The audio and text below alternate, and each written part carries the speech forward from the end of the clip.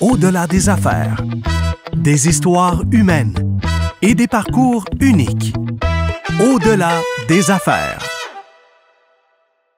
Et bonjour, mon nom est Danielle Bédard, en compagnie de Jean-Philippe Vézina. Bonjour. Bienvenue au podcast Au-delà des affaires. Le podcast Au-delà des affaires s'intéresse à l'humain derrière l'entrepreneur.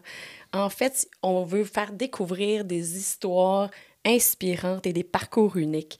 Puis, ce que je sais aujourd'hui, Jean-Philippe, c'est que notre invité a un parcours assez intéressant. Merci. En effet, je suis très fier de te présenter notre invité. J'ai eu la chance de collaborer avec lui dans plusieurs projets. J'ai même développé une amitié avec Jean-François. Et aussi, Jean-François, une de ses belles qualités, là, c'est qu'il a un grand sourire, il fait rayonner le monde. Donc, pour moi, ça m'a toujours impressionné. Puis en fait, les gens souvent me disent « Ouais, mais Jean-François, c'est quoi qu'il fait? » Tu sais, son surnom, c'est Détective du vin. Mais en fait, Jean-François, c'est plus que juste un détective du vin. Okay. C'est un sommelier. Okay. Il est là pour faire des animations de soirée de dégustation. Il sable le champagne. Okay. Le détective du vin, là, pour juste expliquer simplement, tu as déjà été au restaurant et tu as eu un coup de cœur pour un vin? Ben oui, c'est sûr. Souvent, on prend en photo, là, puis là, on voit ça après, puis là, ils l'ont pas. Lui, Jean-François, il va trouver le vin puis il va te le commander. Ah, c'est vraiment intéressant. Bienvenue, Jean-François. Hey! Allô? Bienvenue. Merci d'avoir accepté l'invitation au podcast. Ben, merci beaucoup à vous. Merci de cette belle présentation. J'ai justement hâte d'en savoir davantage sur ton parcours. Justement, première question, comment tout ça a commencé? Je sais que tu es entrepreneur depuis très longtemps. Comment ton aventure a commencé, Jean-François? L'aventure du détective du vin, comme on parlait tantôt, le plan B qui est devenu le plan A, ça a commencé le 15 mars 2020. Okay. Alors, le fameux matin où M. Legault a annoncé que tout était fermé à cause de la COVID, moi, je perdais mon emploi 2 minutes plus tard. Donc, 9h15, M. Legault dit tout est fermé. 9h17, mon patron m'appelle, dit Jean-François, we gotta protect the cash flow. Vite demain. Ah ouais? Faut protéger le cash flow. J'ai dit, je comprends. Il dit, écoute, on se rappelle quand il y a des développements. J'ai dit, oh, OK. Est-ce que ça faisait longtemps que tu étais à l'emploi? 1 an et demi. Ça? OK, 1 an et demi. Ça faisait 1 an et demi que je travaillais pour une agence d'importation privée. OK. Puis le matin même, c'est arrivé comme ça. Donc, il appelait, on était 4 représentants pour l'agence d'importation privée. Puis les 4, on perdait notre emploi en dedans d'une demi-heure. Donc, il y a beaucoup de choses qui se sont passées. Puis, moi, à ce moment-là, je me suis mis à sucer mon pouce, à regarder au plafond catatoniquement pendant des heures et des heures. On imagine que c'est au sens figuré. Là. Au sens figuré, Okay. exactement. J'ai raccroché le téléphone. Je disais, ah ouais, tabarouette, ça part raide. Moi, je revenais de 2 semaines de vacances à Hawaï. Okay. Je revenais, j'étais parti avec ma conjointe, ma copine, mon amoureuse, le 19 février, puis on revenait le 5 mars. Puis quand on était à Hawaï, on voyait les nouvelles, on voyait ce qui se passait, mais on en profitait, on était sur une île paradisiaque. Puis quand on est revenu, ma conjointe travaille dans le système de la santé. Alors là, ça commençait, là, c'était les tests, c'était tout ça. Puis on l'a vu aller, puis 10 jours plus tard, tout est fermé. Puis on s'est dit, Christy, on a failli rester sur Hawaï pour le restant de nos jours. Tu disais que c'est comme ton plan B, puis là, à cause de cet événement-là, c'est devenu ton plan A. C'était exactement parce que j'ai toujours travaillé en restauration, j'ai toujours travaillé dans le domaine de la représentation. Puis la restauration, pour moi, ça faisait 20 ans que je faisais ça. Je me voyais pas faire d'autres choses, mais le détective du vin, c'est être entrepreneur. C'est de tout laisser pour dire ça va être la seule chose que je vais faire. Donc, comment tu fais pour laisser un emploi, disons que tu es heureux dans le domaine dans lequel tu travailles, tu gagnes bien ta vie, puis tu as toujours la petite idée, la petite voix sur le côté qui te dit « Hey, il me semble que ça serait le fun, détective du vin à temps plein. » Mais là, tu te dis, l'autre voix te dit « Ben non. C'est pas safe, ça, là.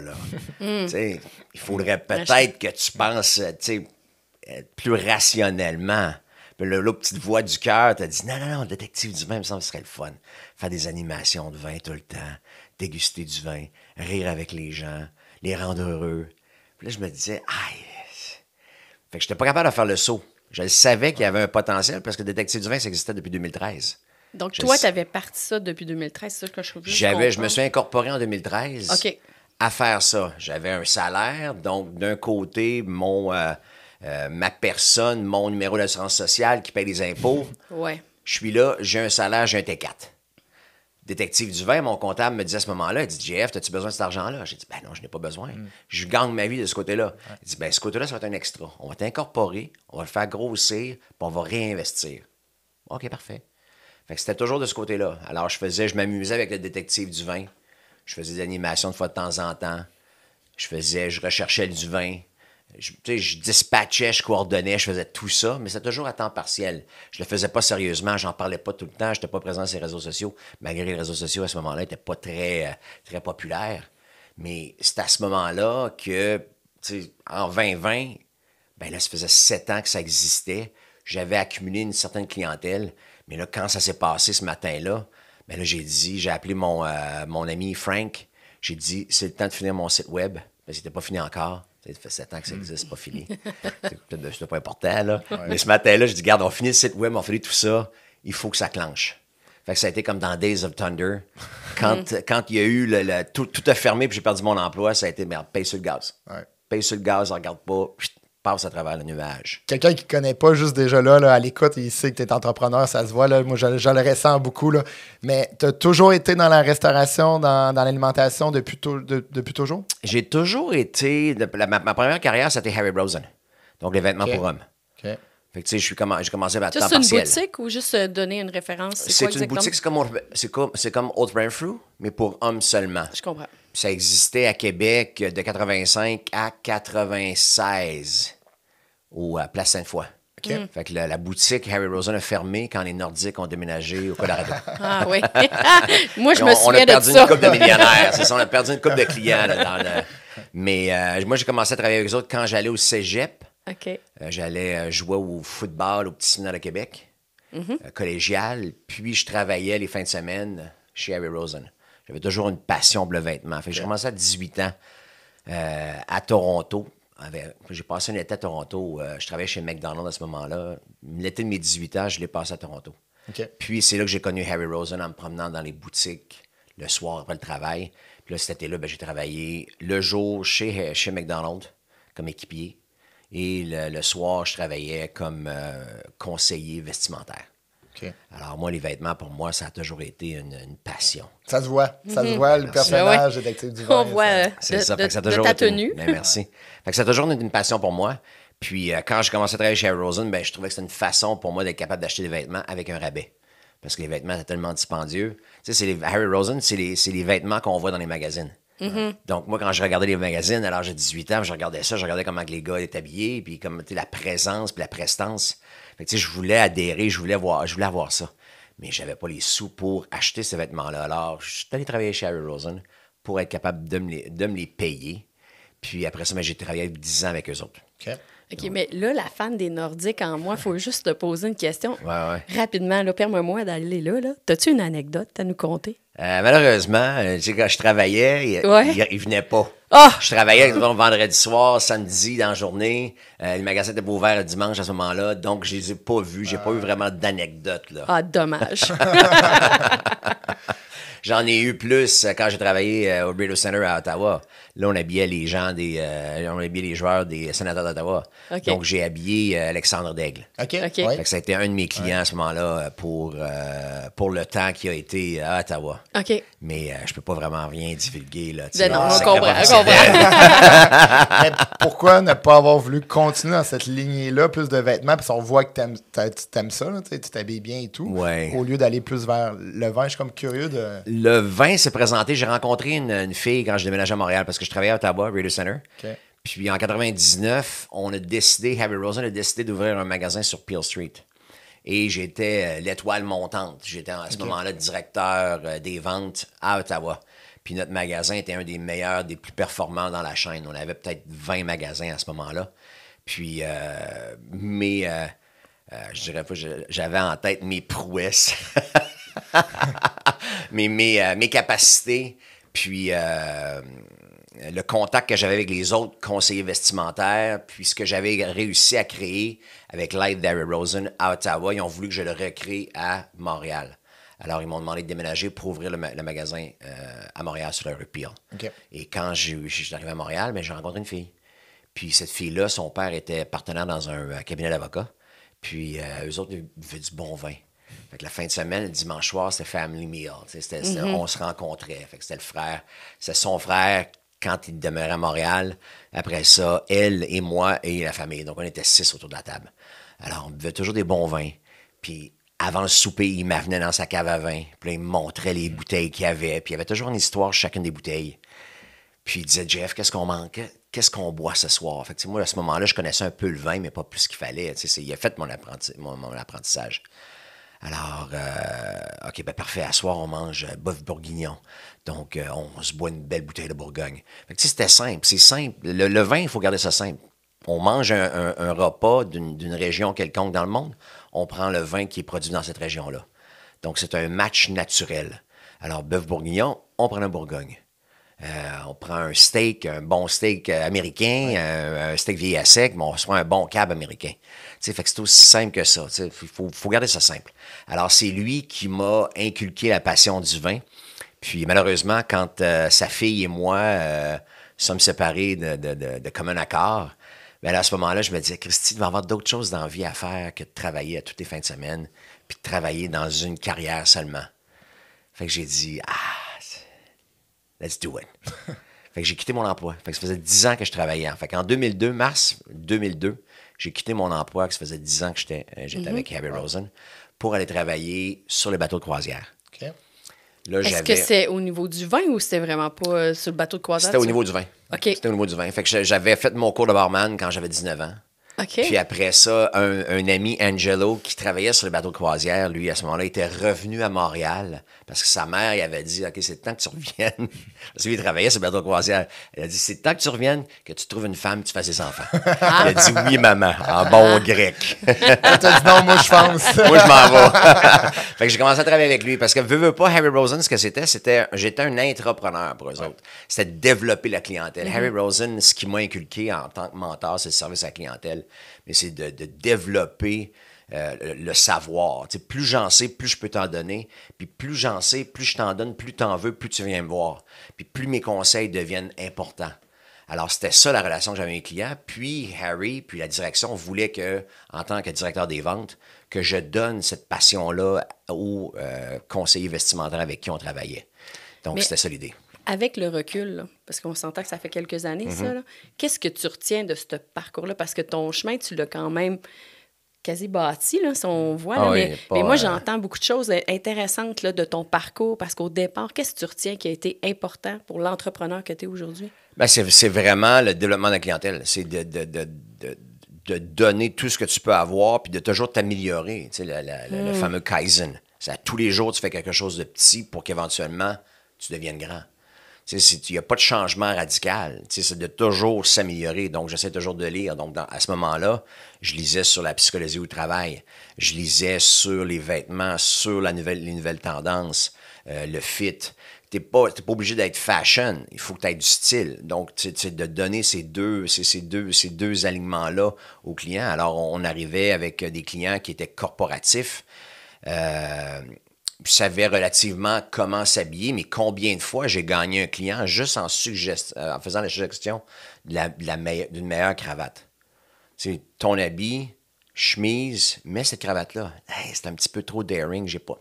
Mais là, tu vas voir. Fait que là, les clients recevaient des compliments. Puis là, ben, ils venaient me voir, puis ils me disaient, JF, la cravate que tu m'as suggérée, vraiment, ça a vraiment été hot. Je me suis senti bien quand les gens me disaient que j'avais une belle cravate. Souvent, quand les hommes magasinent, on veut ça simple. Fait que j'imagine qu'avec toi, c'était clair en main. Exactement. Fait que, tu sais, moi, tu arrivais, je te voyais arriver, je te saisais tout de suite. Parfait. Ah, bonjour, monsieur, ça va bien? Oui. Ah, vous recherchez des chemises? Ouais. Un instant, chemise blanche, vous avez dit? Parfait. Là, je vois, vous êtes un 15,5-34. Comment ça, tu sais ça? Juste à l'œil. Ah. Fait que là, je lui montrais les chemises, puis là, j'expliquais la différence entre les collets, puis la différence de coton. Puis après ça, je faisais des mix. Je suis curieux, tu as vécu beaucoup de changements dans ton parcours professionnel. Côté personnel, dans tout ça, ça devait être tough aussi? Personnel, ça n'a pas été, de ce que je me souviens, ça n'a pas été trop tough. Okay. Parce que je pense que la pression vient aussi du fait que si il y a tant de choses qui t'arrivent, si j'étais resté à une place tout le temps, peut-être que ça aurait été plus dur. Parce que veux pas, à un moment donné, tu as une blonde plus sérieuse ou tu as une blonde, tu as des enfants, tu sais, divorce, tu te pars en affaires, fais faillite. Tu sais, c'est pas des choses qui me sont arrivées. J'ai été, moi, avec où le vent m'a poussé, puis ça a été toujours des belles aventures. J'ai malheureusement ou heureusement pas eu de période sombre ou de période noire. Tu sais, mes entreprises, comme je disais tantôt, j'étais un intrapreneur. Donc, j'avais toujours un chèque qui rentrait. Puis ça allait toujours bien. Tu sais, j'étais un intrapreneur. Je changeais un peu le processus de vente au magasin. Tantôt, quand on parlait de développer la clientèle, mais c'est d'être en contact constant avec ta clientèle. Fait que quand ta clientèle n'est pas dans le magasin, il faut que tu y parles. Les réseaux sociaux n'existaient pas dans ce temps-là. Fait que je faisais des appels. Fait qu'un mois après ton achat, je t'appelais. Hey, Jean-Philippe, comment ça va? Puis la cravate, as-tu eu des compliments? Il dit, ouais, c'était cœur, hein? Je dis, hey, j'en ai d'autres. Je viens de recevoir la nouvelle collection de Giorgio Armani. Je pense que tu devrais venir. Il va en avoir quelques-unes là-dedans qui vont être très hot. Tantôt, tu l'as mentionné, ta conjointe, ton amoureuse, comme tu disais, est très importante. Puis elle a été très importante dans ton parcours professionnel. Est-ce que tu peux nous en dire plus? Oui, tu sais, ma blonde, c'est mon rock. C'est elle qui m'encourage à faire ce que je fais parce qu'on était ensemble. On venait juste de commencer à se fréquenter en 2018. Okay. Fait que c'est quand même relativement jeune, la relation. Puis quand la COVID est arrivée, on a passé notre temps ensemble. Puis elle m'a vu pédaler. Elle avait son emploi stable. Ça a été dur, très dur pour elle aussi. Mais de mon côté, moi, j'ai commencé pratiquement à zéro. Ça faisait peut-être depuis 2013 que je faisais mon entreprise, mais comme je disais tantôt, c'était à temps partiel. Donc, à temps partiel, quand tu dis ça va être mon plan A, ben ça part pas du jour au lendemain. Fait qu'il a fallu que je fasse des appels. J'ai appelé mes clients les plus récents. Puis ensuite, ça a été d'appeler le gars qui n'avait pas acheté de caisse de vin depuis 4 ans. C'est ça, j'allais te demander qui t'a encouragé au départ? Parce que en 2020, ça fait quand même 7 ans que tu fais ça par plaisir. C'est ce que je comprends. C'est ça. C'est un plaisir. Fait que là, tu démarres, t'appelles les gens avec qui tu as déjà affaire, t'appelles les gens que ça fait longtemps qui n'ont pas acheté de vin, mais la réception se passe comment? Parce qu'on s'entend que tout arrête à ce moment-là. Oui, tout arrête à ce moment-là, mais les gens commencent à boire comme ils n'ont jamais bu. C'est vrai. OK. Alors, pour moi, ça a été d'appeler les clients. « Hey, je viens de perdre mon emploi. Je commence à détecter. » Puis avec mes clients, veux pas, mes clients me connaissent. Donc, ils savaient que j'avais le détective du vin. Ils savaient que je travaillais officiellement pour une agence d'importation privée, mais que s'ils voulaient avoir un vin particulier qu'ils avaient pris au restaurant, qu'ils avaient pris la photo, ils pouvaient me l'envoyer. Alors, moi, je le trouvais à ce moment-là. Fait que veux pas, quand la pandémie est arrivée, « Hey, JP, j'ai perdu ma job. » Là, maintenant, c'est détective du vin à 100%. Mais avant aussi la pandémie, on avait déjà commencé à faire des animations de dégustation de vin corporative. OK. Donc, des soirées au Montego avec les planificateurs financiers, IG pour ne pas les nommer. Tu sais, ça a été ça. Tu avais une base de clients. Fait que j'avais une base de clients. Puis après ça, quand la pandémie est arrivée, puis tout a fermé, mais là, j'ai contacté les gens. « Hey, j'ai perdu mon emploi, je fais ça à 100% du temps maintenant. As-tu un vin dans ton téléphone que tu as pris une photo que tu aimerais possiblement boire? » Fait que là, le monde m'a envoyé des photos. Puis après ça, il disait, « JP, t'as-tu des chums? T'as-tu des chums qui veulent boire du vin? » Ah ben oui. Fait que tu sais, ça s'est fait de bouche à oreille. Je vivais pas la grande richesse non plus à ce moment-là. Je recommençais l'entreprise, puis c'est ça que ma blonde m'a aidé avec ça. La Caisse des Jardins m'a aidé. Parce qu'on a suspendu mon paiement hypothécaire pendant 6 mois. Mais ma blonde a été là aussi. Elle m'a vu grandir, elle m'a vu passer au travers ça. On a passé à travers ça ensemble. Donc, ça a été un moment très révélateur dans notre relation aussi. Puis là, maintenant, 4 ans plus tard, ça va encore mieux que jamais. C'est incroyable. Je te lève mon chapeau parce que de partir une entreprise en temps de pandémie, faut le faire. Ah oui, mais j'avais pas... Moi, mon plan B, j'ai un de mes amis qui m'a toujours dit, quand tu as un plan B, ton plan A marche jamais, puis ton plan B marche à moitié. C'est vrai. Fait que c'est focus dans tout. Fait que mon plan, quand je travaillais dans une agence d'importation privée, mon plan B était le détective du vin. Mais je me disais toujours, hey, j'ai 20 ans d'expérience en restauration, je peux aller travailler dans n'importe quel restaurant si l'importation privée ne fonctionne pas à mon goût. Mais la journée, le 2020, le 15 mars 2020, quand c'est arrivé, ça a été mon autre plan B est fermé aussi. C'est La vrai, restauration n'existait plus. Exact, oui. Exactement. Fait que ça a fait peur. Fait que là, c'est là que j'ai pas le choix. Ça a été mon plan B qui était le détective du vin, de faire des programmes d'éducation, de vulgarisation, de soirées de dégustation, d'animation et tout ça est venu au top de dire, c'est le temps de le faire. Donc, j'ai travaillé là-dessus pendant la pandémie. penses-tu que le fait que tu es allé all-in, comme on peut dire, là, ça t'a permis d'avancer plus rapidement? Ah oui. Ah oui, c'est vraiment, je pense que on peut donner ça comme conseil à n'importe qui. C'est ça. Comme on a dit tantôt, puis comme mon chum Mike Godreau, Céramique L'Entrepôt, mon meilleur chum. On le salue. On le salue, Mike. C'est lui qui a trouvé mon nom d'entreprise, le détective du vin, parce qu'il ne comprenait pas ce que je faisais. Fait que j'ai dit, Mike, si je Attends, explique-moi, là. Ben, c'est parce que je trouve du vin. Mike voulait savoir ce que je faisais. J'ai dit, je trouve le vin, ton vin coup de cœur. Tu le prends en photo, tu me l'envoies, je le trouve, parce qu'au Québec, il y a 350 agences d'importation privée. Il y a à peu près 10 000 différents produits répertoriés sur les étagères, mais il y en a 10 000 en importation privée. OK. Fait que c'est très dur de se retrouver là-dedans. Fait que moi, je le retrouve, je fais la coordination, puis t'as ton vin. Fait qu'il dit, JF, t'es un détective. T'es un détective du vin. Non, mais on le remercie, cet ami-là. C'est ça, exactement. Fait que ça, c'est Mike. Fait que là, c'est Mike qui me dit, quand t'as un plan B, puis t'as un plan A, puis t'as un plan B, tu fais le plan B à moitié, puis le plan A, ça devient une moitié. Donc, moi, c'est de sauter à pieds joints. Fait que c'est ça un peu mon conseil. C'est quand les gens savent exactement ce que tu fais, puis ils voient que tu te démènes dans quelque chose que tu es passionné, bien, ça l'aide pas mal plus à avoir des clients quand tu fais ça. Ce que je trouve impressionnant, je l'ai dit tantôt, mais tu sais, tu as changé de carrière, mais ça a été un choix. Ça a été un choc parce que tu l'as vécu, puis tu es reparti à zéro. Oui. Mais c'était comme, tu disais, il faut que je change, puis je veux faire autre chose. Oui. Mais en fait, ce que j'entendais tantôt, c'est qu'il y avait, en théorie, il y avait un parachute. Oui. Puis là, son parachute n'existait plus parce que les restaurants. Moi, j'avais quand même un parachute dans le sens que, tu sais, ça faisait longtemps que j'étais à la même place, fait que j'avais négocié. Tu négocies un package de départ. Okay. Toi, tu n'as rien de ça, là, tu sais. Moi, j'ai perdu ma job. Ouais, c'est ça. Puis j'étais aussi employé à contrat. Alors, moi, j'ai pas eu de PCU. Ouais. Ah, c'est ça. Ouais. Mais t'as-tu eu l'assurance chômage, le fait qu'il coupait ton poste? Mettons. Même non. Pas? Comment ça, donc?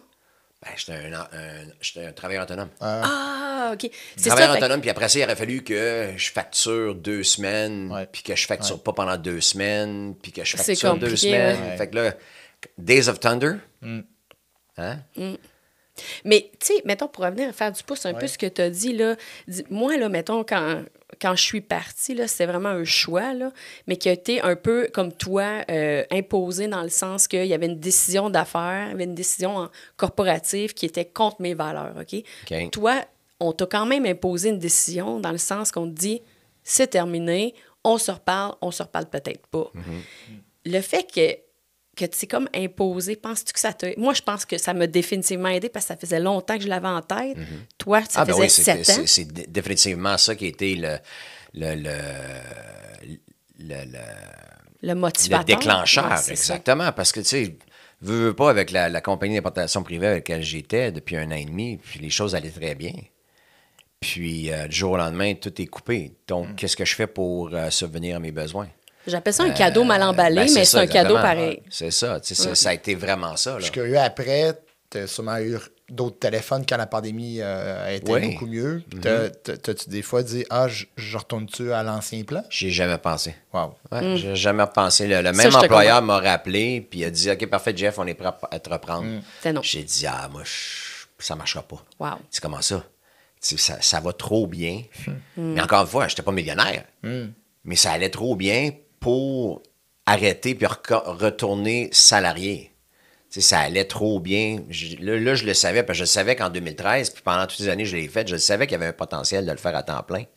Mais j'avais toujours la peur de le faire. J'avais toujours la peur de me lancer sans parachute. Puis c'est quand la pandémie est arrivée, comme tu as dit, il n'y a pas de parachute, il n'y a rien.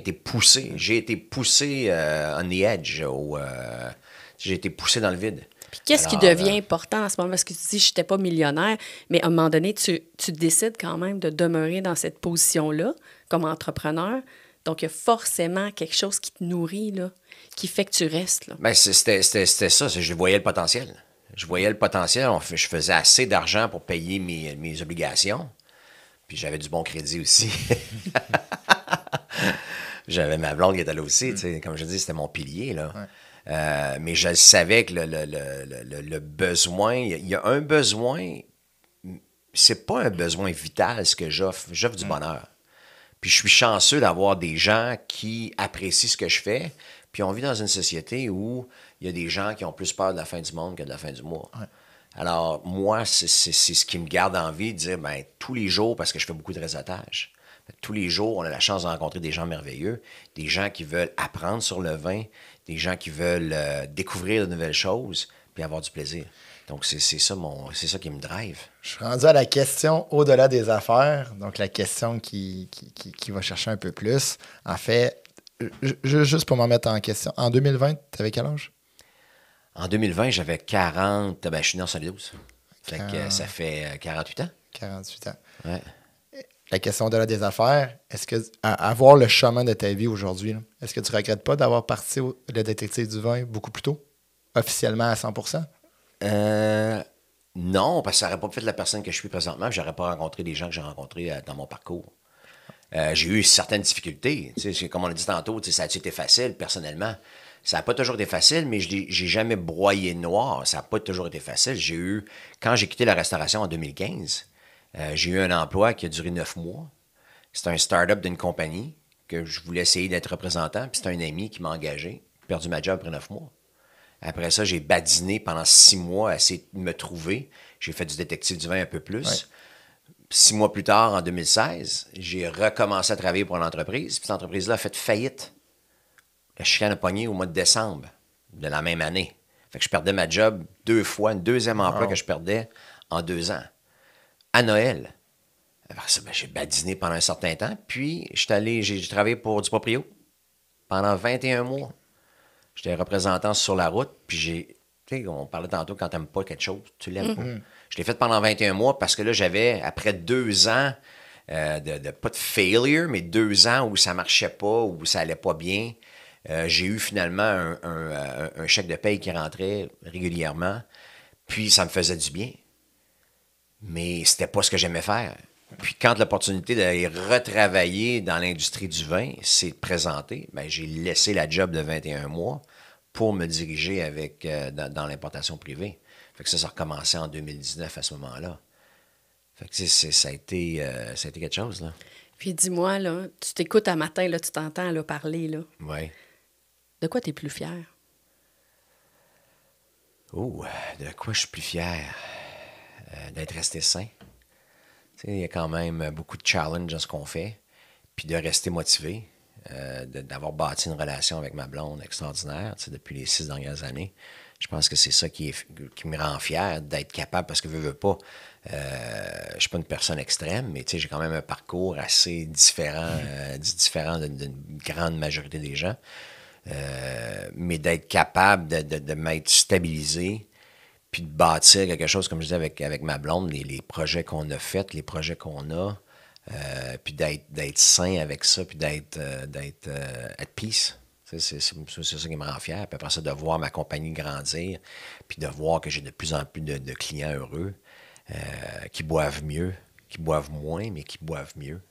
C'est ça qui me rend fier, je pense. Je te dis un grand bravo. Parce que ça n'a pas dû être facile durant toutes ces années-là. Puis en plus, les gens ne le connaissent peut-être moins sur ce volet-là, mais tu es aussi une personne avec un très grand cœur. Mm-hmm. Tu donnes beaucoup. Par exemple, tu donnes à toutes les semaines, à tous les mois? À tous les mois, oui. Ouais. Tous les mois, toutes les semaines, selon mon horaire, mais j'essaie d'aller une fois par semaine faire un don de plaquettes chez moi, Québec. Pourquoi c'est important pour toi?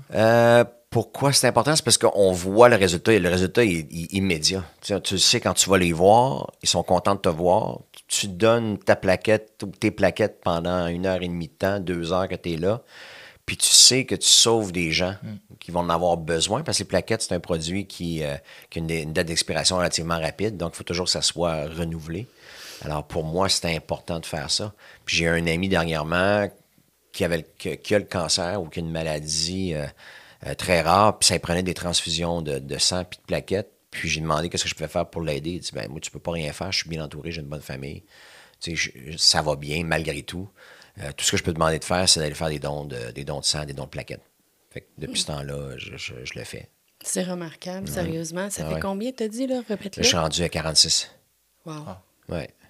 Fait que, tu sais, c'est ça qui est important pour moi, mais tu sais, moi, j'ai toujours la modo de donner au suivant. Tu sais, toujours donner à quelqu'un qui en a besoin plus que toi. Ça te revient toujours au senti, ça te revient toujours d'une façon ou d'une autre, que ce soit personnel ou professionnel. Là. Fait que je fais souvent des levées de fonds où je vais participer à des événements comme jeudi, un tournoi de golf. Je vais faire déguster du vin sur le tournoi de golf. Je suis commanditaire pour l'Ominium de l'immobilier du Québec. Puis c'est Cité Joie, qui est la fondation à laquelle on participe. Donc, j'ai juste participé. On se fait connaître, mais on connaît aussi d'autres fondations puis d'autres gens merveilleux. Là. C'est vraiment ça. Est-ce que tu choisis... En fait, là, moi, ce que j'aimerais savoir, c'est qu'est-ce que tu veux laisser comme trace? Est-ce qu'il y a quelque chose de particulier qui est important pour toi? Je pense d'être un bon citoyen, d'être une bonne personne, donner au suivant. C'est ça que je veux laisser aux gens. Si je veux laisser rock and roll... Je veux laisser, voyons. C'est mes deux expressions fétiches. OK. Ma blonde n'arrête pas de m'écœurer avec ça ou de m'agacer avec ça. Puis après ça, c'est de donner au suivant. Ouais. C'est de trouver des façons d'améliorer la vie des autres. Comme on dit tantôt, on dit souvent qu'on n'est pas riche, mais ce qu'on a... Moi, mon père m'a toujours dit, tu vas en avoir, quand il n'y en aura plus, il n'y en aura plus. Mais tant que j'en ai, on va t'en donner. Donc, c'est l'idée d'être capable de partager les ressources qu'on a pour aider les autres, les moins nantis. Donc, c'est pour ça que je participe à beaucoup d'activités philanthropiques pour redonner au suivant. Fait que je pense que c'est ça le leg que je voudrais laisser, c'est de s'entraider. Justement, un peu dans le lien avec la même question, ça fait une demi-heure qu'on échange ensemble aujourd'hui. Il y aurait un petit Jean-François ou un petit jeune entrepreneur du futur de demain qui nous écoute. C'est quoi que tu aimerais lui dire? J'aimerais lui dire commence à investir tôt. C'est la seule chose que j'ai pas faite. Investir en quoi? Qu'est-ce que tu veux dire? Je le dis à tous les jours. C'est ça, si on en parle, JP rit,